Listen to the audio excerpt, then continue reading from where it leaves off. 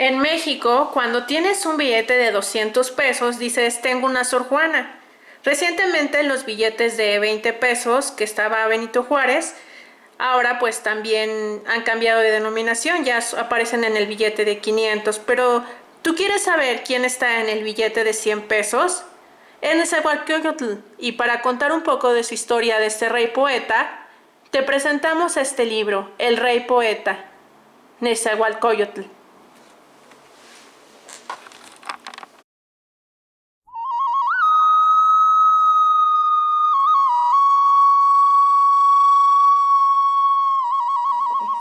Nacimiento y tribulaciones iniciales. Compondré una obra de arte. Soy poeta y mi canto perdurará en la tierra. Por mis cantos voy a ser recordado. Comenzaba a brillar el sol el 28 de abril de 1402. Llamado en ese tiempo 1, venado año 1 conejo, cuando nació en la ciudad de Texcoco, capital del señorío de Acolhuacán, noroeste del Valle de México, el príncipe Acolmitzli Nezahualcóyotl, nombres náhuatl que significa brazo o fuerza de león y coyote que ayuna o hambriento. Era hijo de Ixtlilxochitl, el viejo señor de Texcoco, y de Matlitzihuatzin, hija de Huitzilihuitl y hermana del Chimalpopoca, Tlatoani, sucesivos de México Tenochtitlan. Los astrólogos predijeron que de acuerdo con su signo, el venado, el niño sería sagaz, fuerte, altivo y ágil, pero tendría que estar alerta y huir para escapar de sus enemigos. A los 6 años fue enviado a la escuela destinada a la clase gobernante, llamada Tlacateo, y comenzó a recibir la severa educación destinada a la nobleza. Fue discípulo del sabio Huitzilihuitzin, considerado un gran filósofo, quien lo formó en el conocimiento de la cultura tolteca. Al cumplir los 12 años, al lado de su padre, juró como príncipe heredero del señorío de Texcoco, en una solemne ceremonia. Cuando Nezahualcóyotl tenía 17 años, Itzixochtli, que libraba una guerra en contra del señoría de Azcapotzalco, sufrió una emboscada y fue asesinado por un grupo de esbirros enviados por su enemigo. El caudillo tlapaneca Tezosomoc se ocultó en la copa de un árbol. El príncipe contempló cómo su padre, luego de una feroz escaramuza, sucumbía bajo los golpes de sus atacantes. Al amanecer del día siguiente, ayudado por un fiel vasallo, pudo recuperar los restos de su padre e incinerar el cadáver de acuerdo a los ritos funerarios toltecas. Era el comienzo de una larga serie de desgracias, persecuciones y peligros que durarían más de 10 años. El príncipe fugitivo. Si yo nunca muriera, me siento confundido, me aflijo y pienso, si yo nunca muriera, si nunca desapareciera, que allá donde no hay muerte, a donde es derrotada, consiga yo llegar, si yo nunca muriera, si nunca desapareciera. Al enterarse Tezosomoc de la muerte de Ixtlilxochtli, recompensó a los victimarios y se hizo proclamar monarca de Texcoco, decidido a borrar el recuerdo del legítimo rey asesinado y sobre todo la amenaza que representaba Nezahualcóyotl. Emprendió una persecución sistemática en su contra. Ofreció premios y recompensas a quien lo condujeran a su presencia, vivo o muerto, y amenazó con castigar a los que lo ayudaran. Varios vasallos leales al príncipe lo ocultaron y llevaron con gran sigilo a la corte de México, donde gobernaba Chimalpopoca, al tercer Tlatoani azteca y tío materno de Nezahualcóyotl, desplazándose continuamente de uno a otro de los señoríos vecinos, huyendo de día y velando de noche, como dice uno de sus biógrafos. Con paciencia, sagacidad y astucia, Nezahualcóyotl empezó a preparar la reconquista de su reino. Un tiempo se refugió en Tlaxcala, luego, para estar más cerca de su padre, disfrazado de soldado, se trasladó a Chalco. Ahí una mujer a la que le pidió de beber comenzó a gritar delatándolo. Sin opciones, Nezahualcóyotl la golpeó con su maza para evitar que sus enemigos la atraparan. Los chalcas, sin embargo, lograron apresarlo y lo encerraron en una jaula, condenándolo a muerte. Pero un hermano del señoría chalca, llamado Quetzalmalcatzin, se apiadó de él y cuando llegaron los soldados a ejecutarlo, lo ayudó a huir y cambiando su ropa se quedó en su lugar en la jaula. Quetzalmalcatzin fue ajusticiado. Nezahualcóyotl escapó y pudo ocultarse en el Huejotzingo y finalmente de nuevo en Tlaxcala. Mientras estaba en Tlaxcala, sus tías, las hermanas de Chimalpopoca, señor de México, obtuvieron de Tezosomoc el perdón de la vida de su sobrino, con la condición de que no saliera de los límites de la ciudad de Tenochtitlan. De este modo, pese a las amenazas que aún se cernían sobre él, durante un periodo de 6 años, de 1420 a 1426, Nezahualcóyotl vivió en relativa calma en la capital de los aztecas. Ahí completó su educación y su adiestramiento militar y seguramente compuso los primeros poemas, mientras continuaba con los preparativos para derrocar a Tezosomoc, quien a pesar de la promesa hecha a sus tías del príncipe no cejaba en sus intentos de deshacerse de su adversario y buscaba por distintos medios acabar con él. Una noche Tezosomoc tuvo un sueño que lo angustió. Soñó que Nezahualcóyotl, convertido en águila, le desgarraba el pecho y le comía el corazón. A la noche siguiente volvió a soñar que el príncipe de Texcoco, transformado en jaguar, le mordía el cuerpo y le devoraba los pies. Alarmado, el viejo rey de Azcapotzalco mandó llamar a sus 3 hijos y les refirió el sueño. Entre los 4 decidieron dar muerte a Nezahualcóyotl e impedir de una vez por todas que recuperase su reino. Era el año 1427. En marzo de ese año murió Tezosomoc. Había nombrado sucesor a su hijo Tayatzin, pero Maxtla, el mayor, mediante argucias y traiciones, consiguió ocupar el trono, deshacerse de su hermano, hombre cruel y ambicioso. Un nuevo monarca comenzó a hostigar a los reinos vecinos. Apresa a Chimalpopoca, el señor de México, y lo encierra en una jaula, desafiando el peligro. Nezahualcóyotl va a Azcapotzalco para pedir la liberación de su tío. Maxtla finge liberar a Chimalpopoca e intenta matar a Nezahualcóyotl, quien logra huir. En represalia, el tirano ordena asesinar a Chimalpopoca. Este, desesperado, se ahorca. Nezahualcóyotl vuelve a Texcoco y más tarde a Tlatelolco y a Tenochtitlán, donde asiste a la coronación de su tío Ixcuatl como cuarto señor de México.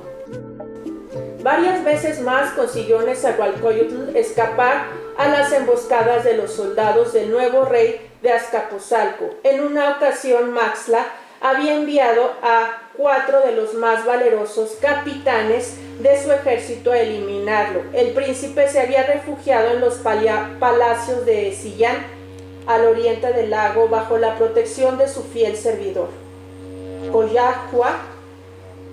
Hasta allí habían llegado a buscarlo los emisarios de Maxtla. Armados con lanzas, exigieron que Nezahualcóyotl les fuera entregado. Coyahua los condujo a una gran sala. Indignado, de pronto, apareció Nezahualcóyotl y les ofreció ramilletes de flores. Los capitanes, desconcertados, no supieron qué hacer. Coyahua ordenó entonces que se atizaran los incensarios de copal que ardían en el centro de la sala y, aprovechando la penumbra producida, extendió velozmente su manta para ocultar a Nezahualcóyotl, que escapó por un agujero abierto a propósito detrás del trono. Cuando finalmente se disipó el humo, los soldados de Maxtla comprobaron que con sorpresa el príncipe astuto justo había otra vez logrado escapar.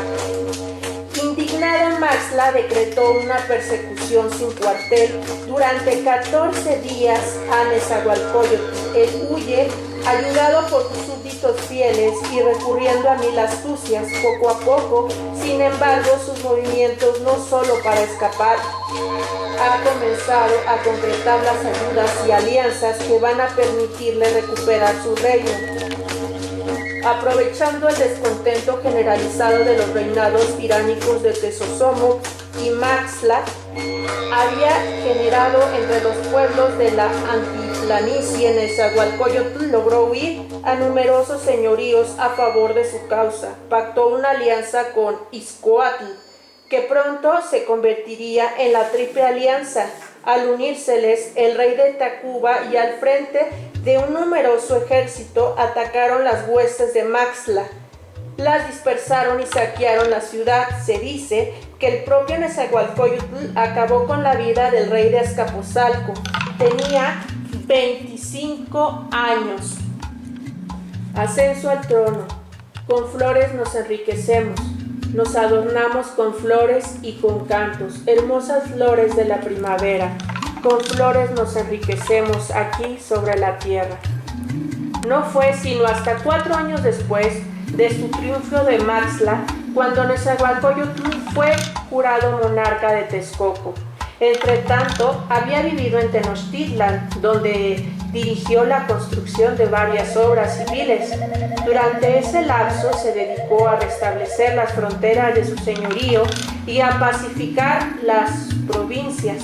A los 29 años ascendió al trono y emprendió la reorganización política administrativa de su reino, arruinado por la administración teapaneca.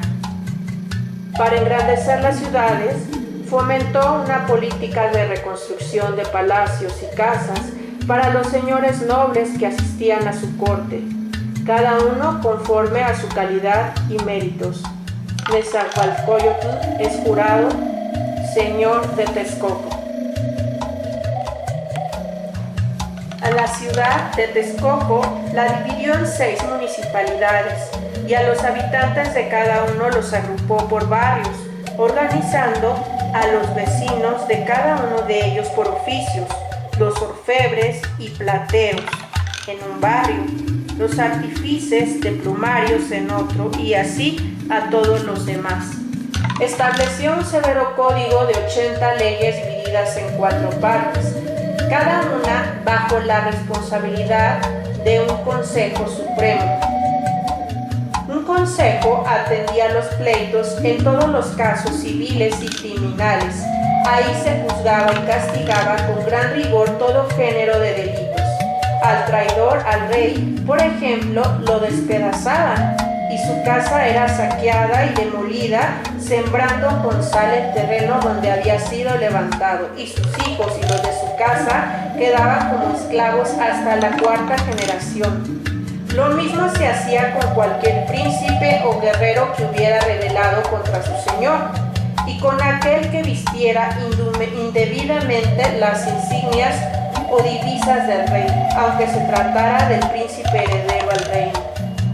En este tribunal se trataban también los asuntos que tenían que ver con los esclavos y con los pleitos y disputas por problemas de tierras y propiedades y bienes, y con las diferencias entre las diversas actividades y oficios.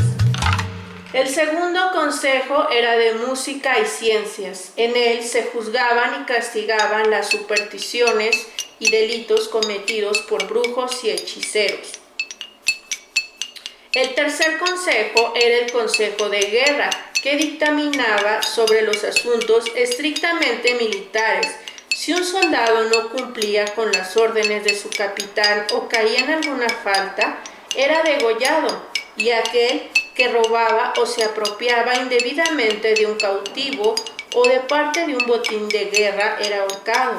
La misma pena sufrían todos los soldados y capitanes de la guardia del rey, si cuando éste iba personalmente a la guerra, ellos permitían que fuera apresado por sus enemigos, pues su obligación era hacerlo volver vivo o muerto. El cuarto y último consejo era el de Hacienda.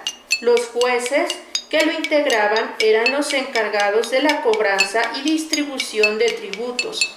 Se condenaba a muerte a los recaudadores que cobraban de más de lo que debían pagar los vasallos y súbditos, y los jueces no podían recibir ningún soborno o cohecho ni ser parciales con ninguna de las partes, bajo pena de muerte. Pese al rigor de esta legislación, que nos puede parecer excesivo, los historiadores antiguos coinciden en que el rey era un hombre piadoso con los pobres, enfermos, viudas y viejos, y muchas de sus rentas las mandaba gastar en darles de comer y vestir a los necesitados. Siempre se preocupó por el bienestar de su pueblo. Poeta y estadista. Vengo aquí, soy Yoyotzin. Vengo aquí, soy Yoyotzin. Quiero cortar las bellas flores de la amistad. Solo por un instante mi corazón se alegra aquí sobre la tierra. He venido a buscar los cantos más hermosos. Dichoso canto y bailo, mi corazón lo goza. Soy Yoyotzin. Disfruto las más fragantes flores de la amistad. Bajo el reinado de Nezahualcóyotl, el señorío de Texcoco se convirtió en un modelo de gobierno, virtudes y cultura para los antiguos pueblos indígenas de la altiplanicie. El rey poeta instruyó lo que llamaron la universidad, un sitio donde se congregaban los poetas, sacerdotes, astrónomos, jueces, historiadores, filósofos y músicos del reino de cada de su respectiva academia. Creó además el Archivo Real o Biblioteca de Códices más importante de la antigüedad, donde reunió y mandó copiar ejemplares de todos los libros pintados en Mesoamérica que pudo obtener. En Texcoco se hablaba en náhuatl más depurado y sus sabios y artistas tenían fama de ser los mejores en todo el anáhuac. El Palacio Real estaba situado al poniente del lago. Era inmenso, cuadrilátero limitado por las anchas murallas. Medía 1031 metros de largo por 817 de ancho, es decir, ocupaba una superficie de 85 hectáreas. Tenía más de 300 aposentos distribuidos en torno a dos patios principales, en cada uno de los cuales ardía siempre de día y de noche un brasero ceremonial. En el interior del palacio había innumerables jardines y huertos, así como una red de galerías y túneles excavados en la roca que el rey utilizaba para ocultarse y salir sin ser visto. En torno del patio mayor se levantaban los edificios destinados a alojar a los señores de México, Tacuba y otros aliados cuando visitaban Texcoco. Los almacenes de los tributos, el jardín zoológico donde se habían reunido todos los animales conocidos en el mundo indígena, las jaulas de las aves y los estanques para peces, también los huertos y jardines botánicos con árboles y flores raros. En el interior del palacio, al fondo del segundo patio, a un costado de la sala del trono, estaba el recinto destinado a los cantos y a la poesía. Ahí, el rey, cuyo sobrenombre poético era Yoyotzin, y otros poetas y músicos del reino se reunían para componer y tocar en torno de un gran huehuetl. Los cantos y sentencias en los que se expresaba su visión de la vida declaraban temores y esperanzas y alababan la amistad. Junto a las murallas del palacio se encontraban los templos principales de Texcoco y al lado, contiguas a los templos, las escuelas para niños y jóvenes. El Tlacateo, la versión texcocana del Calmécatl azteca, destinada a los nobles y a la escuela para los muchachos comunes de la ciudad. Existía además otra escuela especial para la educación de las hijas del rey, donde les enseñaban a tejer, a hilar y a cocinar. Además de estos palacios, casas y jardines, Nezahualcóyotl poseía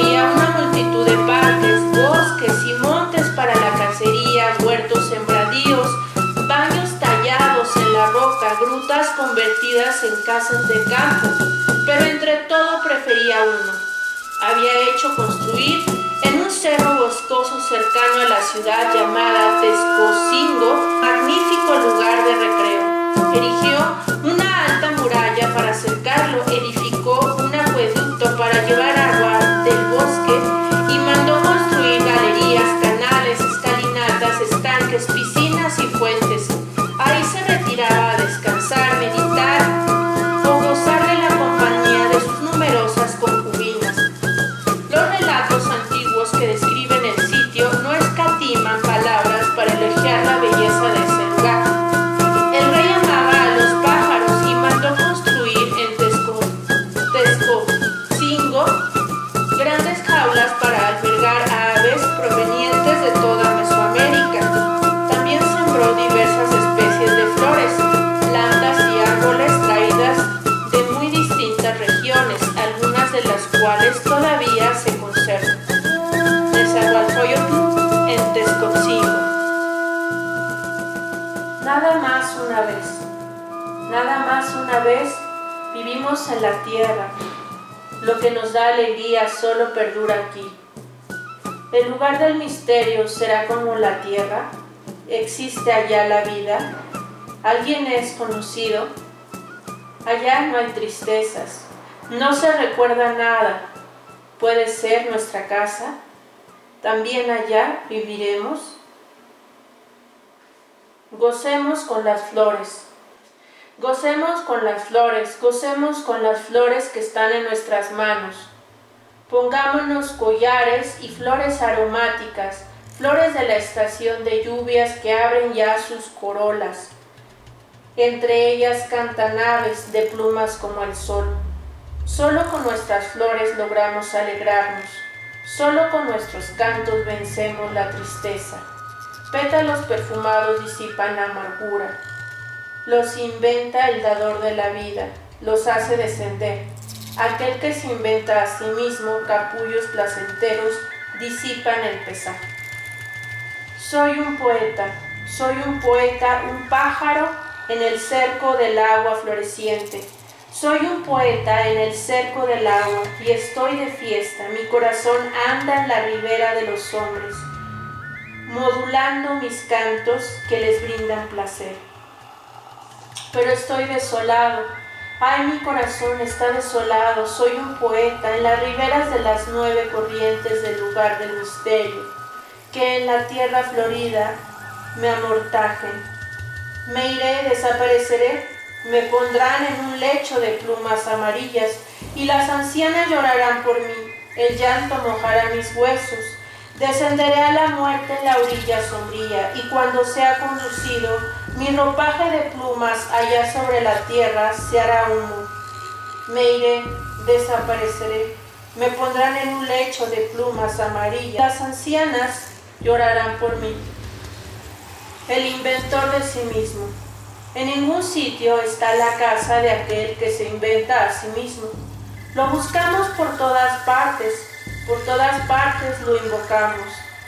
Él es quien inventa las cosas y se inventa a sí mismo, Dios.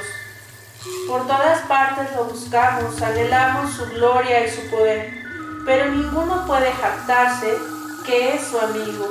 Se cansa de nosotros, nos aturde. Solo por poco tiempo vivimos junto a él. No es amigo de nadie, lo buscamos inútilmente mientras vivimos en la tierra. No tenemos raíces en la tierra, y nada es verdadero, solo aquel que gobierna el universo. El Dios que da la vida es verdadero, lo demás es incierto. Que nuestro corazón no se atormente, no tenemos raíces en la tierra. Con flores pinta las cosas. Con flores pintas las cosas, los cantos, coloreas tú, dador de la vida, a los que habrán de vivir en la tierra. Luego los destruirás, águilas o jaguares, por fuertes y valientes que hayan sido, los borrarás con tinta negra, los devolverás a la sombra. Comprendo este secreto, sabios, guerreros, príncipes, todos somos mortales.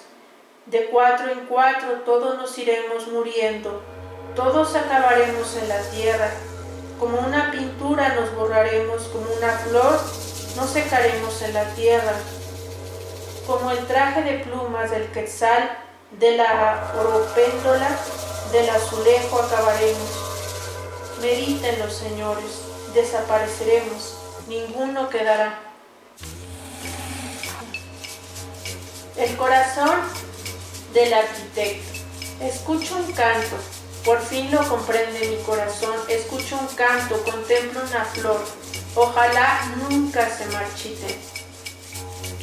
Luego de haber pacificado su reino, organizado y reglamentado la vida de su gente, diseñando sus magníficos jardines y palacios, Nezahualcóyotl se encontró con que, a pesar de estar rodeado de concubinas y disponer de todas las mujeres que quisiera, no conocía a una que pudiese ser su esposa y por lo mismo carecía de su sucesor. Pues según la tradición, el heredero debía ser un hijo legítimo. Tenía ya 40 años. ¿Quién iba a heredar su grandeza? Esto lo deprimió. Aún no concluía el Palacio Real, cuyo estreno se prevía una fecha próxima, pero ni siquiera esta perspectiva lo animaba. Un día, que se paseaba por el bosque a la orilla del lago, presa de la tristeza, Cuacuatzin, señor de Texpexpa, poeta también y fiel vasallo suyo, lo encontró y, compadecido de su estado, le invitó a comer a su palacio. Para honrar más a su huésped, Cuacuatzin dispuso que su joven prometida, llamada Azcachochitzin, de la nobleza azteca con la que pensaba casarse en poco tiempo, lo atendiera.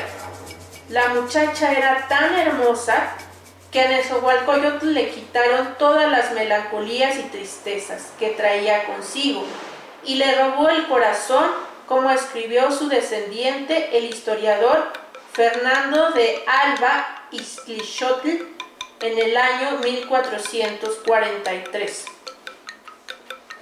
Pocos días más tarde, Cuacuatzin recibió la orden de partir en una expedición guerrera contra el reino de Tlaxcala. 2 capitanes habían recibido instrucciones reales de llevarlo a lo más encarnizado del combate y abandonarlo ahí. Cuacuatzin se percató de la maniobra urdida y, para eliminarlo, pero fiel a su rey, obedeció aquel mandato que implicaba su muerte. Antes de partir, compuso un poema, un canto triste que se volvió célebre. Este acto reprobable, el único que según sus biógrafos cometió el monarca, lo atormentó toda la vida.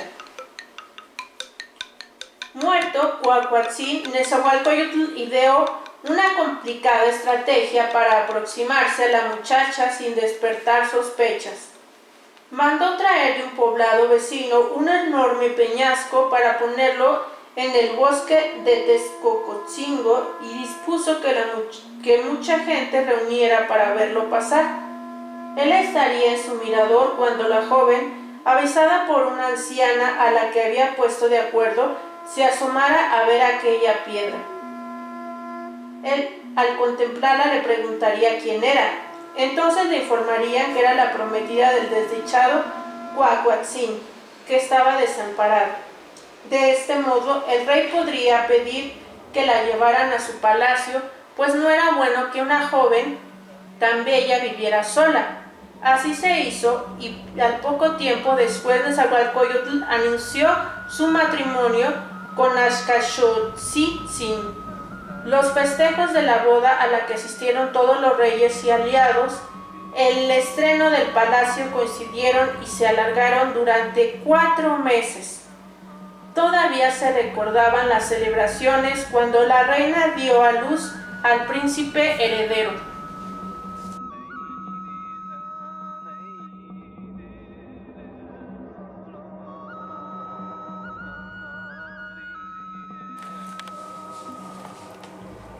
¿A qué lugar iremos? ¿A qué lugar iremos en donde la muerte no exista? pero por esto he de vivir llorando, que lo entienda tu corazón. Aquí nadie vivirá para siempre, porque incluso los príncipes vinieron a morir. Que lo entienda tu corazón. Aquí nadie vivirá para siempre. Durante todos estos años, mientras edificaba sus palacios y contraía matrimonio, Nezahualcóyotl mantuvo su alianza militar principalmente con los mexicas y participó de numerosas batallas entre 1435 y 1445. Las fuerzas confederadas de los señores de Texcoco, México y Tacuba libraron frecuentes guerras de conquista y ampliaron considerablemente sus dominios. En 1440 había muerto Izcoatl y Moctezuma I, tío de Nezahualcóyotl. Ocupó el trono de Tenochtitlan. Pese al parentesco y los intereses comunes, pronto hubo un enfrentamiento entre ambos monarcas, causado sobre todo por la oposición de Nezahualcóyotl a secundar la sangrienta mística guerrera del llamado Pueblo del Sol.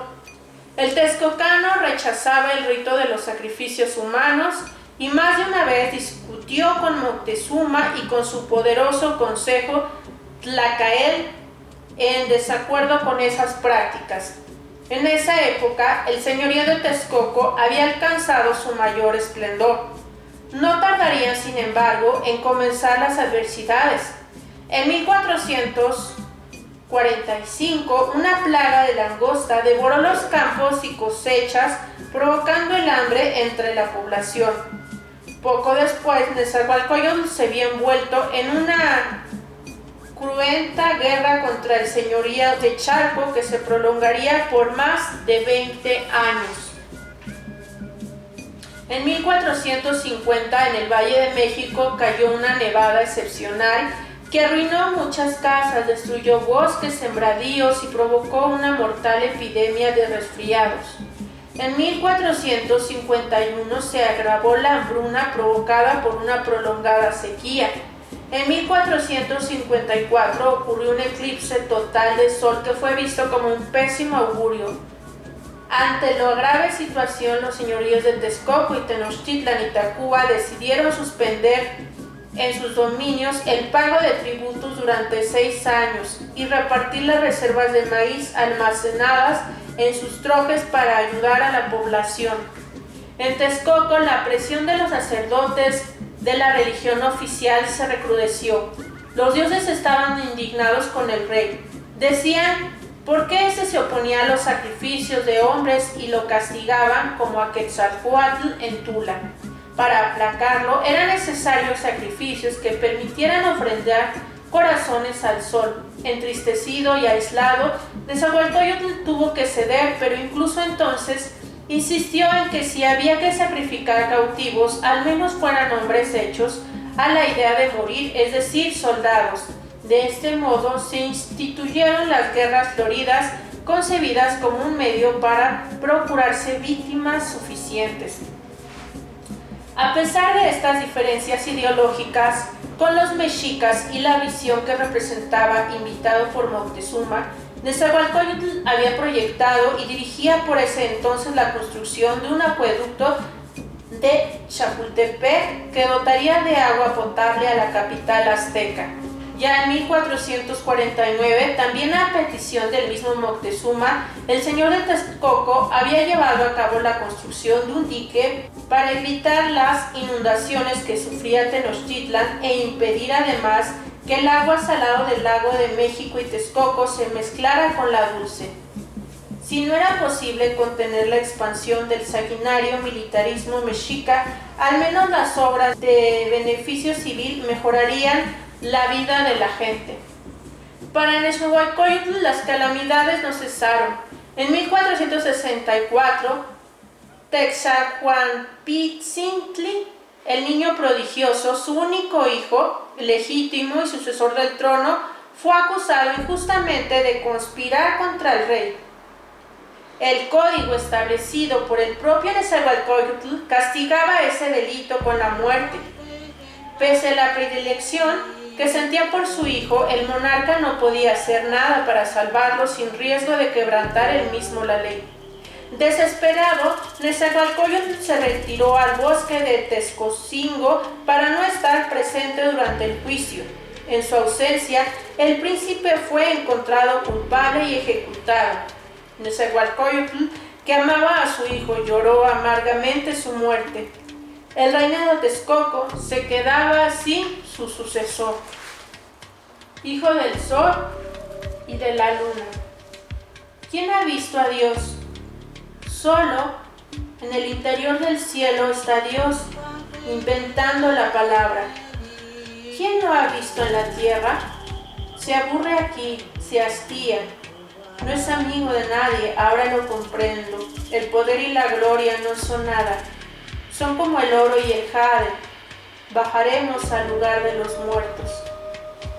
Si bien Nezahualcóyotl había tenido que aceptar la imposición en su reino de la cosmogonía de los aztecas, en su vida personal se apartó del culto a los dioses de la religión oficial y buscó un sentido más profundo y verdadero de la existencia. Decía que era hijo del sol y de la luna y comenzó a pensar que los dioses que se adoraban en los templos eran solo ídolos de piedra, inertes y sin vida, que no hablaban ni sentían ni tenían poder de crear nada. No podían ser ellos quienes habían formado la grandeza del cielo, ni el sol, ni la luna, ni las estrellas que iluminaban la tierra, ni los ríos, fuentes, árboles y plantas que crecen en ella, ni a las gentes que la habitan. Contemplaba el cielo nocturno, maravillado en la inmensidad del universo, y creyó comprender que algún Dios muy poderoso, oculto y no conocido es el creador de todo. Predijo que algún día los habitantes de estas tierras conocerían la verdad de lo que decía y consignó estos pensamientos en poemas en los que da cuenta también de su tristeza por la brevedad de la vida y lamenta su ignorancia y por temor ante el misterio de la muerte.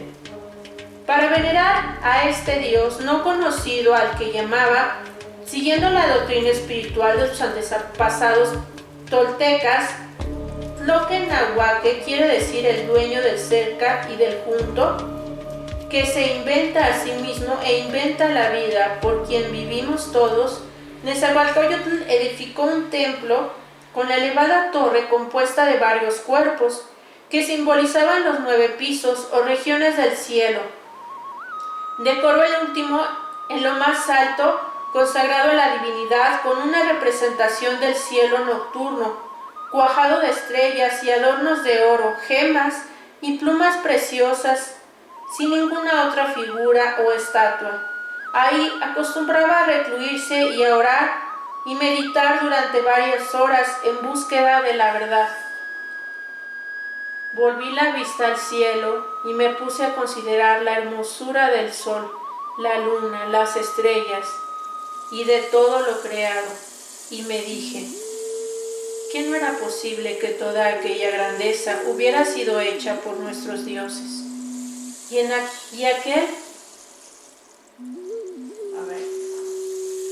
Volví a la vista al cielo.